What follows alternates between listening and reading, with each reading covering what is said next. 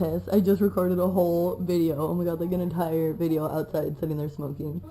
Trying to feel a little better this morning, and I just recorded a whole fucking video that just got deleted because I didn't have my memory card in, and I didn't even realize it because I'm so fucking half asleep, and I just grabbed my fucking camera and started recording.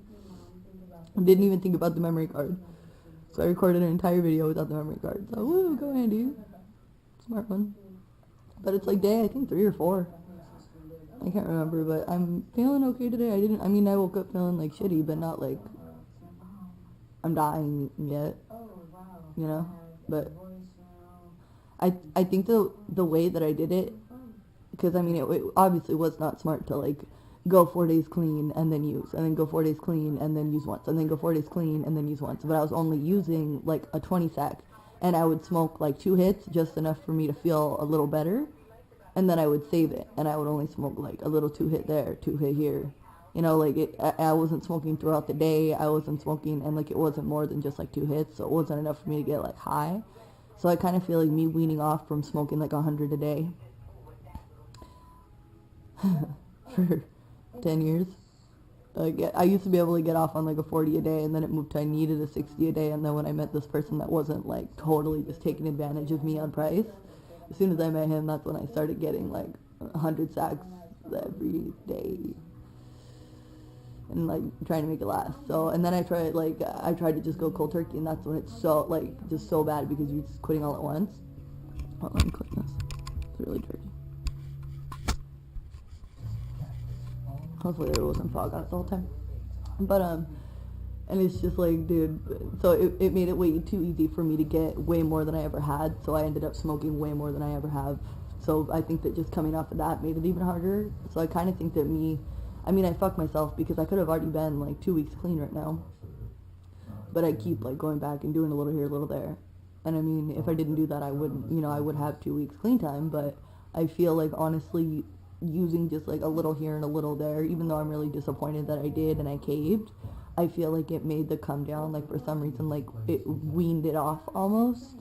So like now the come down isn't, I'm not feeling coming off $100 sack a day. I'm feeling coming off smoking 2 hits twice in the past like 5 days, you know, and before that it was like another 5 days, and I had only smoked like a 20 sack, you know, so it was like I caved, but I didn't like just full blown like cave and pick up a gram and just like go hammer time, you know. I just got a little, like enough to just feel better.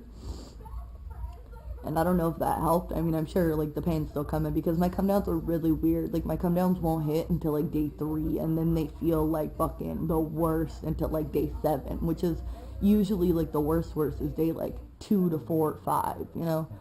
But, I mean, every come-down that I've had, because I've done this way too many times for only being 23. Like, I'm only 3 years old. Like, it just, in my mind, like, it's just, like, damn.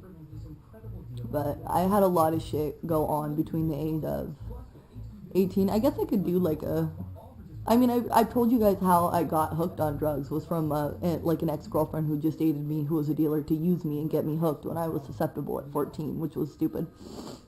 But I mean, like, I just said I was young and dumb.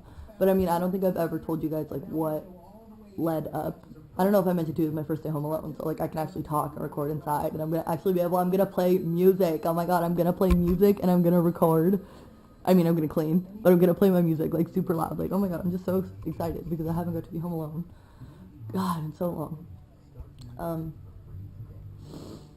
And I mean, like, I had a lot of like traumatic fucking experiences happen. Like, yeah, people have commented on here like, oh, just stop being a junkie, just stop smoking and you'll stop your addiction. Oh, here's a way to fix it, just never have used opiates. Like, I wish, dude, I fucking wish I never used opiates. I was stupid. I was 14. I was fucking 14. I hadn't even smoked weed yet, and this girl fucking got me hooked on this shit that I didn't even know what it was.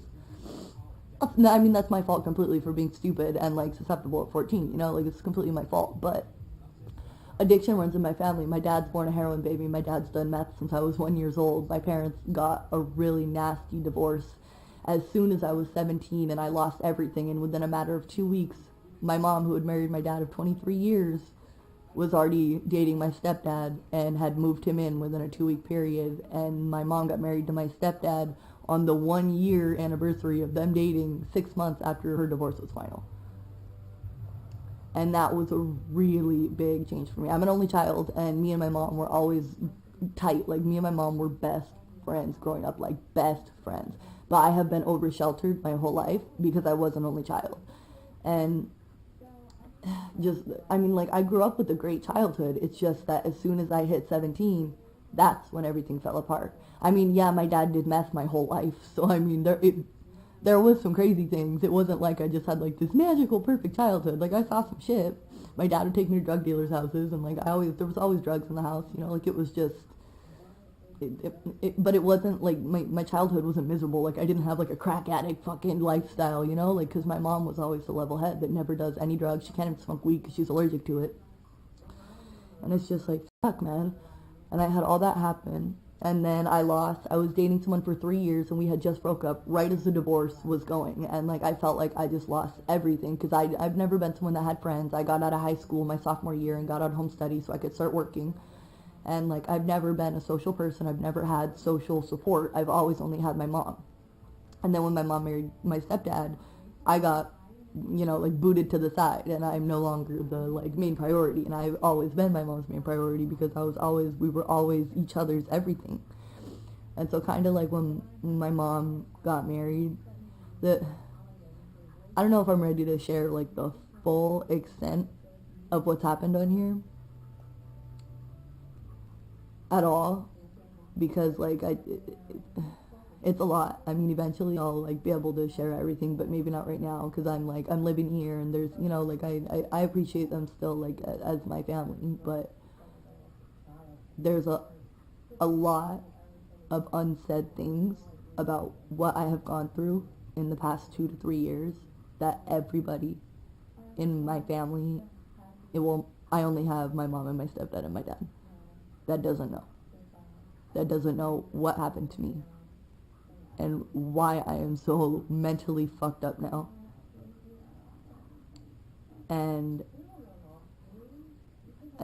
I can't, like, say anything without, like, completely giving away, like, what it was. But, like, it wasn't just the divorce. It wasn't just my depression and my bipolar and my anxiety. It wasn't just me losing everything. It wasn't just me being forced to grow up too fast. It wasn't just me being so sheltered and so sheltered now that it made me want to rebel. It wasn't just growing up with an addict in my blood. It wasn't just growing up seeing my dad doing meth. It wasn't just, you know, like, it wasn't just all these things. And I fucking wish, like, I just had, like, some easy ass story. Like, oh, I was just used for 2 years because I was going through a rough time and wanted to party. Like, I wish I could say that, but I mean, I never sold my body for drugs. I never shot up drugs. I've never put a needle in my arm. I've never overdosed on anything. I've never, you know, like, I was a very functioning drug addict. And in the drug addict community, like, you do not come across very many people who are able to work full-time jobs and keep their life completely separate, where absolutely nobody knows that they have a drug addiction,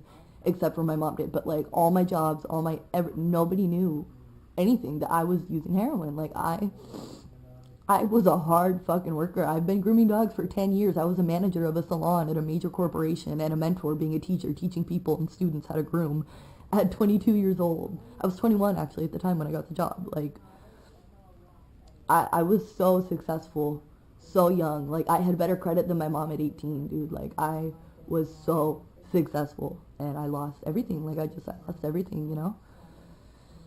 And now I'm, like, thinking about career change, and I just feel like I'm so young to have had all this shit happen to me.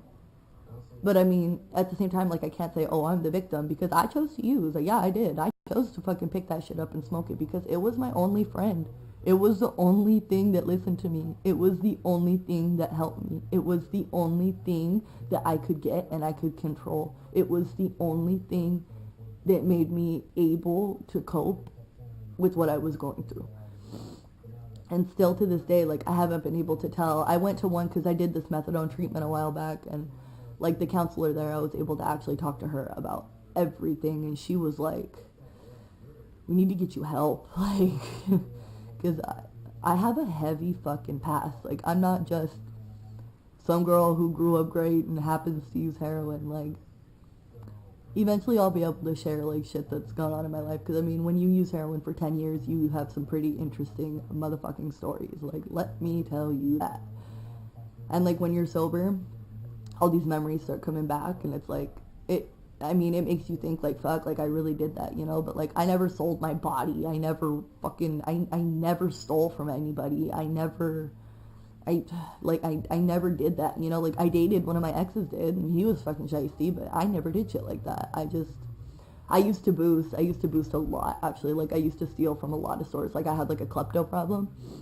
But that's the thing, like, I have such an addictive personality. Like, if I'm not doing one thing, like, I'm doing another. Like, I always have such an addictive personality, and I can't find something healthy to be addicted to. And, like, every time that I've gotten clean, I either get stuck on Xanax, or I get stuck on drinking alcohol, or I get stuck on, there was only one, or, you know, like, one time ever only, and it was when I was in Prop 36, which was a drug course mandated by the state of California. And they drug tested every, like, it was twice a week, so you couldn't get away with doing anything, because nothing is out of your system within 2 to 3 days, you know? And I couldn't even smoke weed. So I wasn't smoking weed, I wasn't taking pills, I wasn't drinking, I wasn't doing nothing. Actually, I think I was drinking at that time, because that was the only way I was coping with it, and that's how my alcohol problem started. And then I moved out, and then I started, and whenever I use heroin, I never drank. Like, I don't like drinking on heroin, I don't like it, but I just want people to understand, like, I've had a lot of shit happen that made it really hard for me to cope with drug addiction, with zero support, and with nobody in my life really knowing why I'm so fucked up. Like, how do I say this? Like, my fucking soul is damaged. Like, it's beyond just, like, mental damage. Like, my soul is damaged from the shit that I went through, and that I'm living through, like, on the daily. And, like, when I'm able to tell you guys will understand, and it will all, like, piece together, like, oh fuck, but I can't with the situation I'm in at the moment. So, I mean, as my channel goes on, but I just can't at the moment. But I can disclose that it was a really fucked up situation. Okay, anyways, I'm gonna put on some music and start trying to clean. So, let's get this music poppin'. I'll see you guys in a bit. You might have to listen to me singing, sorry.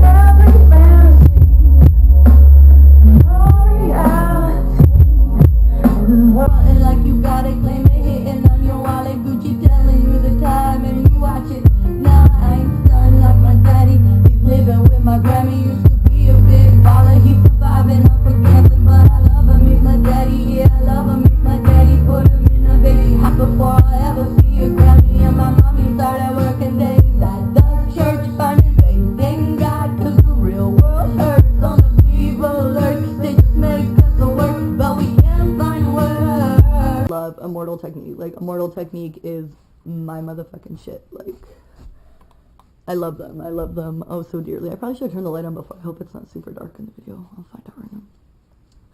But, like, Immortal hits so home with me. Like, I just love Immortal Technique. Like, oh my god, I would fuck him in a heartbeat. Like, I am not into men, but oh my god, like, he is, like, just the words and the articulation that comes out of that man's mouth is fucking genius. Like, that motherfucker is so smart. I watch his interviews and, like, him talking about political things and stuff like that, and he's just so passionate about what he does and his music. Like, fuck, dude. But for real, like, a dance with the devil might last you forever, and that's what I did. I fucking took that chance and I danced with the devil, and it's lasting forever. And now, you know, they say, you know, he says that white, black, brown color is not restricted. You know, once the devil's in you, you're self-inflicted. And It's true. I mean, I'm referring to addiction at this point, but I mean, like, it's just anything. Like, he's talking about someone that's fucking slinging drugs and drug life and rapes a bitch that's his mom, and, like, it fucks him in the head, but I mean, like, there's so much other corruption that goes on that just, like, there are devils inside all of us, and nobody knows what everyone else's devils are, but they're there, you know, they're there. Like, yeah, I might have used drugs, but there's other people out there that might have fucking murdered people, or, you know, like, done cold shit like that. Like, there's... I don't know. His songs hit home with me. But anyways, just wanted to add that in there. Back in. I wanna do that. I didn't make this nasty ass shit. I don't leave tea bags in a cup. I didn't bleach my hair. Like, I don't wanna do this. I don't want to. It's vacuum. This is next. I really don't want all this. Alright, here we go. I'm not guilty. You're the one who's guilty. All the lawmakers, politicians, the Colombian drug lords, all you who lobby against making drugs legal, just like you did with alcohol during the Prohibition. You're the one who's guilty. Ain't no doozies made in Harlem. Not one of us in here owns a Bobby Bill. This thing is bigger than more technique. This is big business. This is the American way. All done, voila. So many fucking dishes that I just cleaned. Clean. Voila. Now I gotta finish vacuuming. And then move the trash cans. And then I'm gonna go on YouTube and reply to all you guys.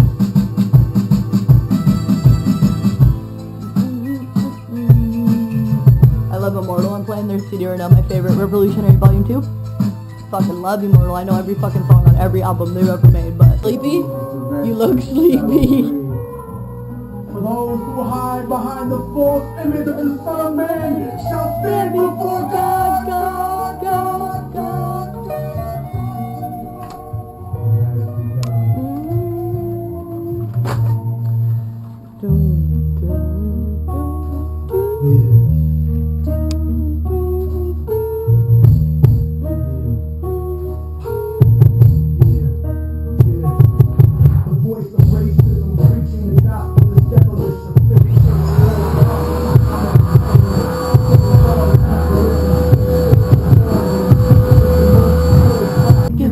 Whether you die or you live, I'm trying to give the truth, and I know that Christ is my life. But when I'm gone, they'll sing a song about immortal technique, who beheaded the president and the princes in chief. You don't give a fuck about it. I can see you don't God, like a fallen angel standing in the presence of God.